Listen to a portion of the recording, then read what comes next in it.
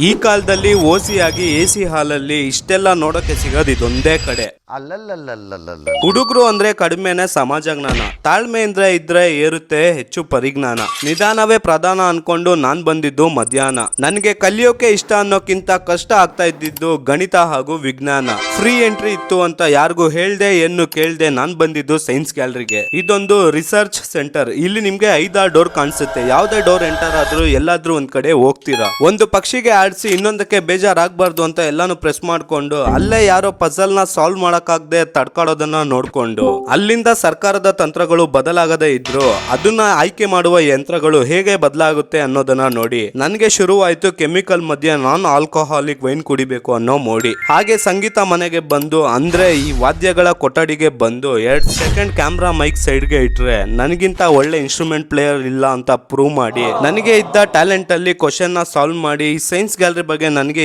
ಏನ್ ಅನಿಸ್ತು ಅಂತ ಹೇಳ್ತೀನಿ, ಕೇಳಿಸ್ಕೊಬಿಡಿ. ಸೈನ್ಸ್ ಅಲ್ಲಿ 2 ಡಿವಿಷನ್ ಇರುತ್ತೆ, ಒಂದು ನ್ಯಾಚುರಲ್, ಇನ್ನೊಂದು ಸೋಷಿಯಲ್. ಇಮ್ಯಾಜಿನೇಷನ್ ಹಾಗೂ ಫ್ಯೂಚರ್ ಅಡ್ವಾನ್ಸ್ ನಾಲೆಜ್ ನ ಥಿಂಕ್ ಮಾಡಿ ಒಂದು ಟೆಕ್ನಾಲಜಿನ ಡೆವಲಪ್ ಮಾಡಬೇಕು ಅಂದ್ರೆ ಸೈನ್ಸ್ ನ ಯೂಸ್ ಮಾಡೇ ಮಾಡ್ತಾರೆ. ಹಾಗೂ ನಮ್ಮ ದೈನಂದಿನ ಜೀವನದಲ್ಲಿ ಯಾವ್ದು ತಿಂದು ಯಾವ್ದು ಕುಡಿದ್ರೆ ನಮ್ಮ ಹೆಲ್ತ್ ಇಂಪ್ರೂವ್ ಮಾಡ್ಕೋಬಹುದು ಅಂತ ತಿಳ್ಕೊಳ್ಳಕ್ಕೆ ಈ ಸೈನ್ಸ್ ನ ಬಳಸ್ತಾರೆ. ನಿಮ್ಗೆ ಅರ್ಥ ಆಗೋ ತರ ಹೇಳ್ಬೇಕು ಅಂದ್ರೆ ಹುಟ್ಟು ಸಾವು ಅನ್ನೋ 2 ಅಕ್ಷರ ಮಧ್ಯೆ ಯಾವ್ದು ಲಾಭ ಇಲ್ಲದೆ ಒಬ್ಬ ಮನುಷ್ಯ ತಲೆ ಕೆಡಿಸ್ಕೊಂಡು ತಲೆ ಓಡಿಸಿ ತಲೆ ಬಳಸಿ ಇನ್ನೊಬ್ಬನಿಗೆ ತನ್ನ ಶ್ರಮನ ದಾರಿ ಎಳೆಯೋದೇ ಸೈನ್ಸ್ ಆಗಿದೆ. ಇನ್ನು ಈ ಸೈನ್ಸ್ ಗ್ಯಾಲರಿ ಮಾಡಿರೋ ಉದ್ದೇಶ ಇಂದಿನ ಮಕ್ಕಳಿಗೆ ಚಿಕ್ಕ ವಯಸ್ಸಿನಲ್ಲೇ ಹೆಚ್ಚು ಜ್ಞಾನ ಕೊಡ್ಬೇಕು ಅಂತ. ನಮ್ಗೆ ಕೋಲು ಪಾಠ ಮಾತ್ರ ಇತ್ತು, ಇವರಿಗೆ ಪ್ರಾಕ್ಟಿಕಲ್ ಇರ್ಲಿ ಅಂತ ಇದನ್ನ ಮಾಡಿದ್ದಾರೆ. ಕೊನೆಗೆ ಸ್ವಂತ ಕಾಸಲ್ಲಿ 2 ಯೂನಿಫಾರ್ಮ್ ನ ಹೋಲಿಸಿ ಹಾಕೊಂಡಿರೋರ ಸ್ವಾಭಿಮಾನಕ್ಕೆ ಸಲಾಂ ಮಾಡಿ ನೀವು ನಿಮ್ ಮಕ್ಕಳು ಅಥವಾ ಲವ್ಡ್ ಒನ್ಸ್ ಜೊತೆ ಸೈನ್ಸ್ ಗ್ಯಾಲರಿನ ವಿಸಿಟ್ ಮಾಡಿ. ಲೊಕೇಶನ್ ನ ಡಿಸ್ಕ್ರಿಪ್ಷನ್ ಅಲ್ಲಿ ಮೆನ್ಷನ್ ಮಾಡಿರ್ತೀನಿ, ಹಾಗೆ ಫಾಲೋ ಮಾಡ್ಕೋಬಿಡಿ.